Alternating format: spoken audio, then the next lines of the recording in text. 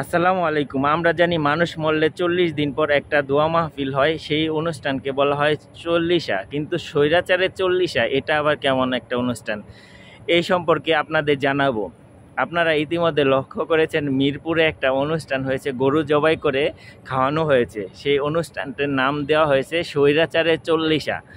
আসলে আপনারা জানেন ছাত্র আন্দোলনের মাধ্যমে শেখ হাসিনা সরকারের পতনের পর শেখ হাসিনা কিন্তু দেশ ছেড়ে পালিয়েছেন। তো শেখ হাসিনা যেই মুহূর্তে দেশ থেকে পালিয়েছেন সেটা ছিল 5ই আগস্ট।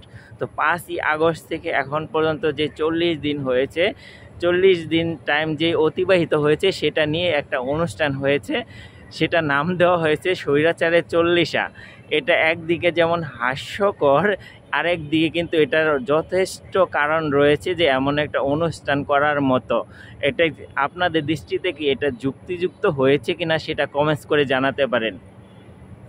যেটা হলো মিরপুরে যেটা হলো এটা হচ্ছে ওই এলাকার মানুষদেরকে গরু জবাই করে খাওয়ানো হয়েছে। ওই এলাকায় যারা আন্দোলনে সক্রিয়ভাবে অংশগ্রহণ করেছিল তাদেরকে কিন্তু একটা গরু জবাই করে তারপরে বিরিয়ানির মতো করে সবাইকে কিন্তু প্যাকেট দেওয়া হয়েছে। আপনারা জানেন মিরপুরে কিন্তু মিরপুর 10 নম্বরে মেট্রো রেলের যে স্টেশনটা আসেন সেই স্টেশনটা কিন্তু 5 তারিখে একদম বশীভূত করে দেওয়া হয়েছিল এবং ছাত্র জনতা কিন্তু ওইখানে খুব শক্ত প্রতিরোধ গড়ে তুলেছিল।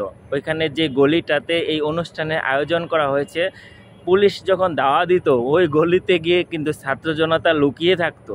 তো ওই এলাকার মানুষের অনেকটা অবদান আছে এই স্বৈরাচারী সরকারকে হটানোর জন্য। তো ওই এলাকার মানুষকে একটু বিনোদিত করার জন্য কিন্তু এই উদ্যোগটা নেওয়া হয়েছে। আমি এটাকে ভালো উদ্যোগ হিসাবে দেখি। তো আপনারা কেমন দেখেন সেটা কমেন্টস বক্সে জানান। ভালো থাকবেন সবাই। আসসালামু আলাইকুম।